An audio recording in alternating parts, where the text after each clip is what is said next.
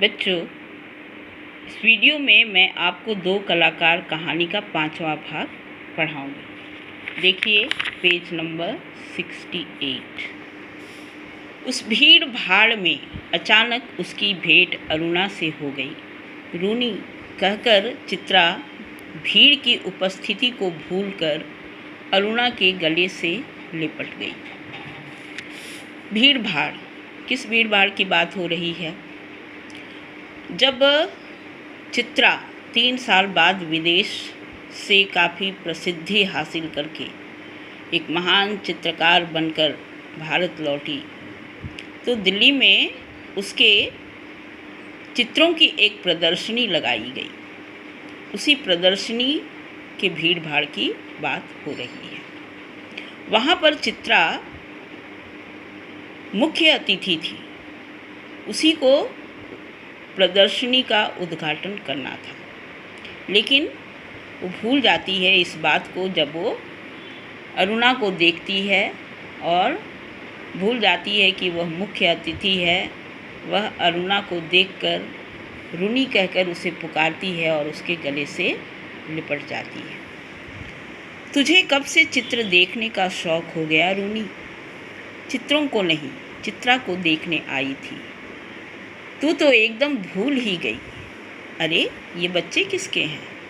2 प्यारे से बच्चे अरुणा से सटे खड़े थे। लड़के की उम्र 10 साल की होगी तो लड़की की कोई 8। चित्रा अरुणा के गले लगती है और पूछती है कि तुम्हें चित्र देखने का शौक़ कब से हो गया? अरुणा भी कहती है कि मैं चित्रों को देखने नहीं बल्कि चित्र बनाने वाली चित्रा को देखने के लिए आई हूँ। फिर वह देखती है कि अरुणा के साथ 2 बच्चे खड़े हैं, जिसमें से लड़के की उम्र 10 साल थी और लड़की की 8 साल। उनके विषय में चित्रा पूछती है तो अरुणा कहती है, मेरे बच्चे हैं और किसके? ये तुम्हारी चित्रा मौसी हैं, नमस्ते करो अपनी मौसी को। अरुणा ने आदेश दिया। बच्चों ने बड़े आदर से नमस्ते किया, पर चित्रा अवाक होकर कभी बच्चों को और कभी अरुणा का मुंह देख रही थी। तभी अरुणा ने टोका, कैसी मौसी है, प्यार तो कर। और चित्रा ने दोनों के सिर पर हाथ फेरा प्यार का। अरुणा ने कहा, तुम्हारी ये मौसी बहुत अच्छी तस्वीरें बनाती हैं। ये सारी तस्वीरें इन्हीं की बनाई हुई है।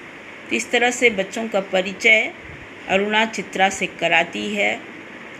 कहती है कि ये बच्चों को भी बताती है कि ये तुम्हारी चित्रा मौसी हैं, बहुत अच्छी चित्रकार हैं, और यहाँ जितनी भी तस्वीरें हैं सब इन्होंने ही बनाई हैं। आप हमें सब तस्वीरें दिखाएं मौसी, बच्चे ने फरमाइश की। चित्रा उन्हें तस्वीरें दिखाने लगी। घूमते घूमते वे उसी भिखारिन वाली तस्वीर के सामने आ पहुँचे। चित्रा ने कहा, यही वह तस्वीर है रूनी, जिसने मुझे इतनी प्रसिद्धि दी।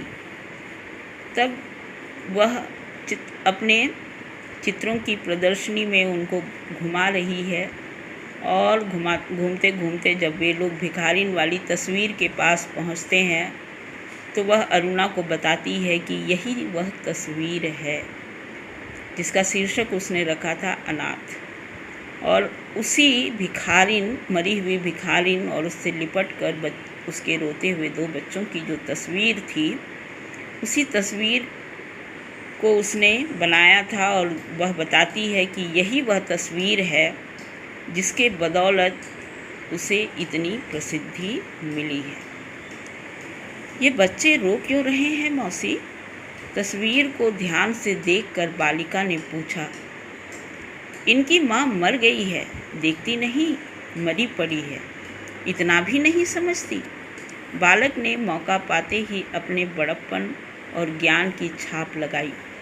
ये सचमुच के बच्चे थे मौसी।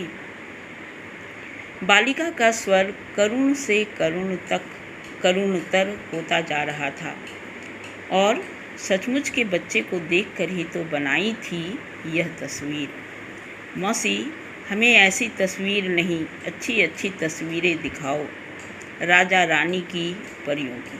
बच्चे भी उस भिखारिन वाली तस्वीर को देखते हैं कि कैसे वह भिखारिन मरी पड़ी है और उसके बच्चे रो रहे हैं।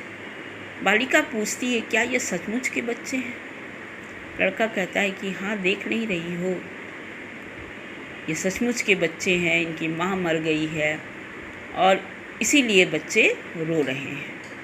लड़की को वो तस्वीर, बच्ची को वो तस्वीर देखकर अच्छा नहीं लगता है और वो कहती है कि हमें ये तस्वीर नहीं देखनी है, हमें अच्छी अच्छी तस्वीरें दिखाइए, राजा रानी की तस्वीरें, परियों की तस्वीरें।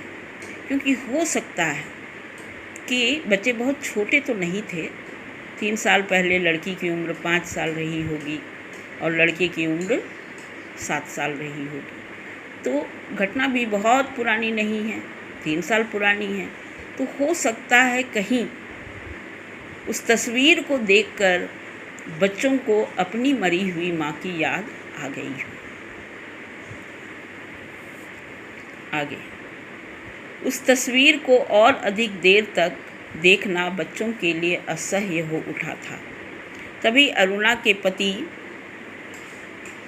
आ पहुँचे। साधारण बातचीत के पश्चात अरुणा ने दोनों बच्चों को उनके हवाले करते हुए कहा, आप जरा बच्चों को प्रदर्शनी दिखाइए, मैं चित्रा को लेकर घर चलती हूँ। बच्चे इच्छा न रहते हुए भी पिता के साथ विदा हुए। चित्रा को दोनों बच्चे बड़े ही प्यारे लगे। वह उन्हें देखती रही। जैसे ही वे आँखों से ओझल हुए, उसने पूछा, सच सच बता रूनी, ये प्यारे प्यारे बच्चे किसके हैं? कहा तो मेरे। अरुणा ने हंसते हुए कहा, अरे बता ना, मुझे ही बेवकूफ़ बनाने चली है। तो बेवकूफ़ बनाने चली है ऐसा वो इसलिए कह रही है क्योंकि उन दोनों को अलग हुए मात्र 3 साल ही गुजरे थे। जब चित्रा विदेश गई थी तब तक तो अरुणा की शादी हुई नहीं थी। उसके बाद ही उसकी शादी हुई होगी और 3 ही साल गुजरे हैं। उसका 10 साल का लड़का और 8 साल की लड़की कैसे हो गई? उन बच्चों को जब वो अपने बच्चे बता रही है तो वो कह रही है कि मुझे बेवकूफ़ मत बनाओ, तुम्हारी शादी को इतने दिन हुए नहीं हैं और 10 साल का लड़का और 8 साल की लड़की तुमको कैसे है? एक क्षण रुककर अरुणा ने कहा, बता दूं? और फिर उस भिखारिन वाले चित्र के दोनों बच्चों पर उंगली रखकर बोली, ये ही वे दोनों बच्चे हैं। क्या? चित्रा की आंखें विस्मय से फैल गईं। क्या सोच रही है चित्रा? कुछ नहीं, मैं सोच रही थी, पर शब्द शायद उसके विचारों में हो गए। तो जब फिर से चित्रा पूछती है किसके बच्चे हैं, तब अरुणा उसको कहती है कि बता दूं किसके बच्चे हैं। फिर भिखारिन वाले चित्र के दोनों बच्चों पर उंगली रखकर वो कहती है कि वे दोनों बच्चे यही बच्चे हैं। यह देखकर या सुनकर चित्रा बहुत विस्मित हो जाती है, हैरान रह जाती है। शायद वो उस समय पर सोच रही होगी अपने और अरुणा के बारे में कि उसने तो उस मरी हुई भिखारिन और उसके बच्चों की तस्वीर को बनाकर संसार में प्रसिद्धि हासिल की, लेकिन अरुणा ने उन दोनों बच्चों की ज़िंदगी संवारने के लिए उसे अपना लिया। और ज़रूर कहीं ना कहीं चित्रा को ये एहसास हुआ होगा कि उसने जो किया और अरुणा ने जो किया, अरुणा का कार्य ही ज़्यादा श्रेष्ठ है। तो यहीं पर मैं कहानी को समाप्त कर रही हूँ।